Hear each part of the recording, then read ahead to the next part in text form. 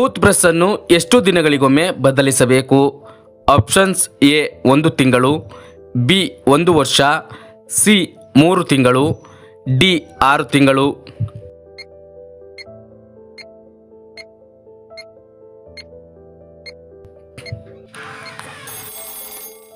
ಸರಿಯಾದ ಉತ್ತರ option C 3 ತಿಂಗಳು. ವೀಕ್ಷಕರೇ, ಹಲ್ಲುಗಳ ಆರೋಗ್ಯವನ್ನು ಕಾಪಾಡಿಕೊಳ್ಳಲು ಹಲ್ಲು ಉಜ್ಜುವ ಬ್ರಷ್ಗಳು ಕೂಡ ಮಹತ್ವದ ಪಾತ್ರ ವಹಿಸುತ್ತದೆ. ಹೀಗಾಗಿ ನಿಯಮಿತವಾಗಿ ಬ್ರಷ್ಗಳನ್ನು ಬದಲಾಯಿಸುವುದು ಅಗತ್ಯವಾಗಿರುತ್ತದೆ. ಬಾಯಿಯನ್ನು ಶುಚಿಯಾಗಿಟ್ಟುಕೊಂಡರೆ ಅರ್ಧ ಹಲ್ಲಿನ ರಕ್ಷಣೆ ಮಾಡಿದ ಹಾಗೆಯೇ ಸರಿ. ಅತಿಯಾದ ಕೋಲ್ಡ್ ಪದಾರ್ಥ, ಸಿಹಿಯನ್ನು ತಿಂದಾಗ ಹಲ್ಲಿನಲ್ಲಿ ನೋವು ಕಾಣಿಸಿಕೊಳ್ಳುತ್ತದೆ. ಕೆಲವರಲ್ಲಿ ಕ್ಯಾವಿಟೀಸ್ ಸಮಸ್ಯೆ ಹಾಗೂ ಎನಾಮೆಲ್ ಅಂಶ ಕಡಿಮೆಯಾದಾಗ ಹಲ್ಲಿನ ಸಮಸ್ಯೆ ಉಂಟಾಗುತ್ತದೆ. ಹೀಗಾಗಿ ದಿನಕ್ಕೆ 2 ಬಾರಿ ಹಲ್ಲುಜ್ಜುವುದು ಮುಖ್ಯವಾಗಿರುತ್ತದೆ. ಆದರೆ ಅದರಲ್ಲೂ ಶುಚಿತ್ವವನ್ನು ಕಾಪಾಡಿಕೊಳ್ಳಬೇಕು. ಒಂದೇ ಒಂದು ಹಲ್ಲುಜ್ಜುವ ಬ್ರಷನ್ನು ವರ್ಷಗಟ್ಟಲೆ ಬಳಸಬಾರದು. ಇದರಿಂದಲೇ ಹಲ್ಲಿನ ಸಮಸ್ಯೆಗಳು ಕಾಡಬಹುದು. ಪ್ರತಿ 3 ರಿಂದ 4 ತಿಂಗಳಿಗೊಮ್ಮೆ ಟೂತ್ ಬ್ರಷನ್ನು ಬದಲಾಯಿಸಬೇಕು. ನಿಮ್ಮ ಬ್ರಷನ್ನು ನೀವು ಹೆಚ್ಚು ಕಾಲ ಬಳಸಿದರೆ ಬ್ರಷ್ನ ಎಳೆಗಳು ಕೂಡ ಹಾಳಾಗುತ್ತವೆ. ಇದರಿಂದ ಹಲ್ಲುಜ್ಜಿದರೂ ಕೂಡ ಸ್ವಚ್ಛವಾಗುವುದಿಲ್ಲ. ಅಲ್ಲದೆ ಒಂದೇ ಟೂತ್ ಬ್ರಷನ್ನು ಹೆಚ್ಚು ಕಾಲ ಬಳಸುವುದರಿಂದ ಬ್ರಷ್ನಲ್ಲಿ ಬ್ಯಾಕ್ಟೀರಿಯಾಗಳು ಬೆಳೆದು ಹಲ್ಲಿನ ಉಳಿಕೆಗೆ ಕಾರಣವಾಗಬಹುದು. ಹೀಗಾಗಿ ಹಲ್ಲನ್ನು ರಕ್ಷಿಸಿಕೊಳ್ಳಲು ಹೇಗೆ ಹಲ್ಲುಜ್ಜುತ್ತೀರೋ ಅದೇ ರೀತಿ ಬ್ರಷನ್ನು ಕೂಡ ಕಾಲಕಾಲಕ್ಕೆ ಬದಲಾಯಿಸುವ ಅಗತ್ಯವಿರುತ್ತದೆ. ಯಾವ ತರಕಾರಿ ತಿಂದರೆ ಮನುಷ್ಯನ ಮೆದುಳು ಚುರುಕಾಗಿ ಕೆಲಸ ಮಾಡುತ್ತದೆ? ಆಪ್ಷನ್ಸ್: ಎ ಟೊಮ್ಯಾಟೊ, ಬಿ ಆಲೂಗೆಡ್ಡೆ, ಸಿ ದಪ್ಪ ಮೆಣಸಿನಕಾಯಿ, ಡಿ ಪಾಲಕ್.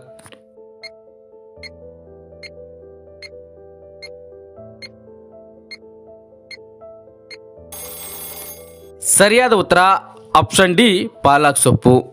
ವೀಕ್ಷಕರೇ, ಪಾಲಕ್ ಸೊಪ್ಪು ತಿನ್ನುವುದರಿಂದ ಬುದ್ಧಿಶಕ್ತಿ ಹೆಚ್ಚಾಗುವುದು ಮಾತ್ರವಲ್ಲದೆ ಪಾಲಕ್ ಸೊಪ್ಪಿನಲ್ಲಿ ಕಬ್ಬಿಣ, ವಿಟಮಿನ್ ಸಿ ಮತ್ತು ಇ, ಪೊಟ್ಯಾಷಿಯಂ ಮತ್ತು ಮೆಗ್ನೀಷಿಯಂ ಸಮೃದ್ಧವಾಗಿದೆ. ಪೌಷ್ಟಿಕ ಆಹಾರದ ಭಾಗವಾಗಿ ಇದು ಪ್ರತಿರಕ್ಷಣಾ ಕಾರ್ಯವನ್ನು ಬೆಂಬಲಿಸಲು ಸಹಾಯ ಮಾಡುತ್ತದೆ. ಜೀರ್ಣಾಂಗ ವ್ಯವಸ್ಥೆಗೆ ಸಹಾಯ ಮಾಡುತ್ತದೆ. ಕ್ಯಾನ್ಸರ್ ವಿರೋಧಿ ಗುಣಲಕ್ಷಣಗಳನ್ನು ಸಹ ಇದು ಹೊಂದಿದೆ.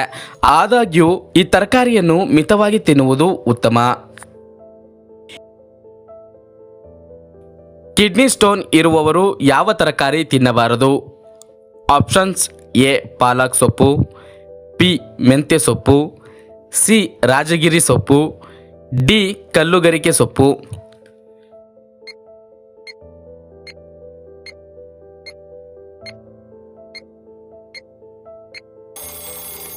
ಸರಿಯಾದ ಉತ್ತರ ಆಪ್ಷನ್ ಎ ಪಾಲಕ್ ಸೊಪ್ಪು.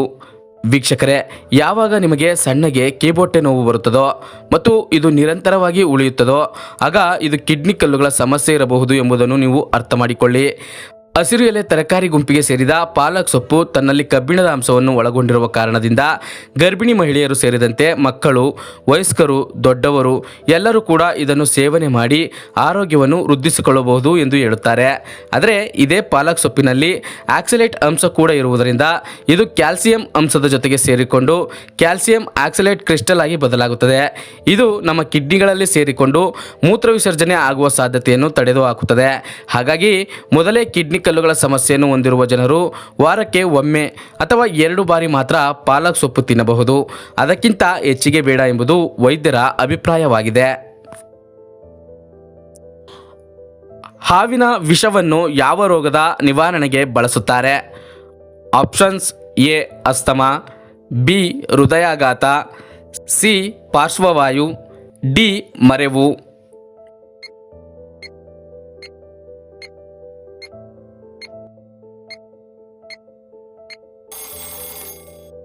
ಸರಿಯಾದ ಉತ್ತರ ಆಪ್ಷನ್ ಸಿ ಪಾರ್ಶ್ವವಾಯು.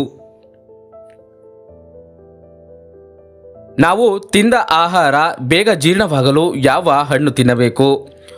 ಆಪ್ಷನ್ಸ್: ಎ ಪೇರಳೆ ಹಣ್ಣು, ಬಿ ಬಾಳೆಹಣ್ಣು, ಸಿ ಕಿತ್ತಳೆ ಹಣ್ಣು, ಡಿ ಸೇಬು.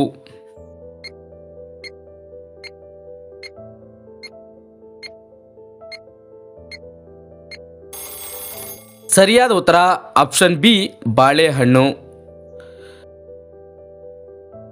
ಶ್ವಾಸಕೋಶದ ಆರೋಗ್ಯ ಹೆಚ್ಚಿಸಲು ಯಾವ ಹಣ್ಣನ್ನು ತಿನ್ನಬೇಕು? ಆಪ್ಷನ್ಸ್: ಎ ಸೀಬೆಹಣ್ಣು, ಬಿ ಕಿತ್ತಳೆ ಹಣ್ಣು, ಸಿ ಸ್ಟ್ರಾಬೆರಿ, ಡಿ ದ್ರಾಕ್ಷಿ.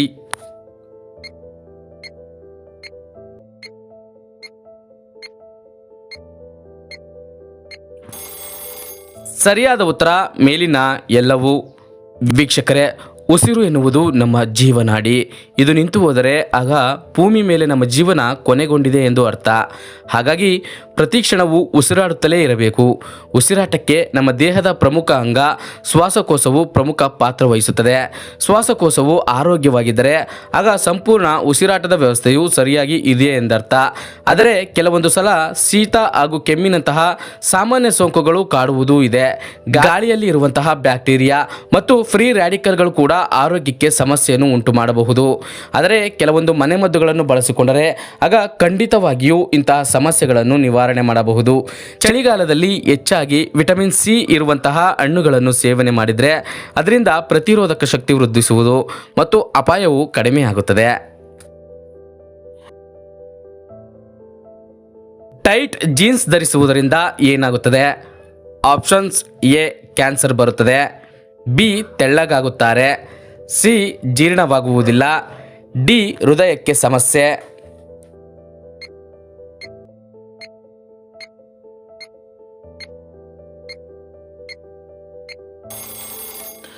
ಸರಿಯಾದ ಉತ್ತರ ಮೇಲಿನ ಎಲ್ಲವೂ.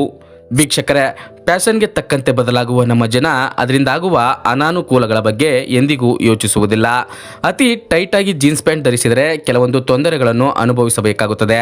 ಜೀನ್ಸ್ ಪ್ಯಾಂಟ್ ಆಗಲಿ ಅಥವಾ ಟಾಪ್ ಆಗಲಿ ಹಾಕಿಕೊಂಡಾಗ ದೇಹದಲ್ಲಿ ರಕ್ತ ಪರಿಚಲನೆ ಸರಿಯಾಗಿ ಆಗುವುದಿಲ್ಲ ಮತ್ತು ಪುರುಷರು ಹೆಚ್ಚು ಜೀನ್ಸ್ ಹಾಕಿಕೊಂಡರೆ ಪುರುಷತ್ವ ಕಡಿಮೆಯಾಗುತ್ತದೆ ಹಾಗೂ ಮೂತ್ರನಾಳದ ಸೋಂಕು ಉಂಟಾಗುತ್ತದೆ. ನರ ದೌರ್ಬಲ್ಯವು ಎದುರಾಗುವ ಸಾಧ್ಯತೆ ಇದೆ. ಕರ್ನಾಟಕದ ಅತ್ಯಂತ ಶ್ರೀಮಂತ ರಾಜಕಾರಣಿ ಯಾರು? Options: A, D K Shivakumar. B, Siddaramaiah. C, MTB Nagaraj. D, Yediyurappa.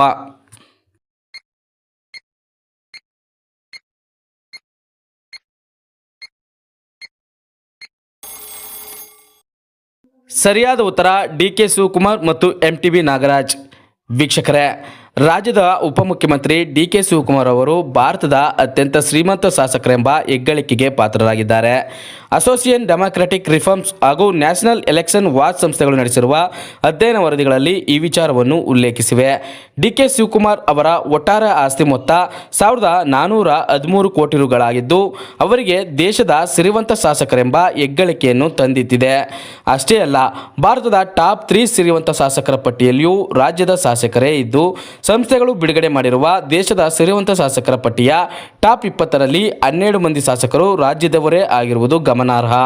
ಕಳೆದ ವರ್ಷ ನಡೆದಿದ್ದ ಕರ್ನಾಟಕದ ವಿಧಾನಸಭಾ ಚುನಾವಣೆಯ ಸಂದರ್ಭದಲ್ಲಿ ನಾಮಪತ್ರ ಸಲ್ಲಿಸುವಾಗ ರಾಜಕಾರಣಿಗಳು ಸಲ್ಲಿಸಿದ್ದ ಆಸ್ತಿ ವಿವರಗಳನ್ನು ಆಧರಿಸಿ ಈ ಪಟ್ಟಿಯನ್ನು ತಯಾರಿಸಲಾಗಿದೆ.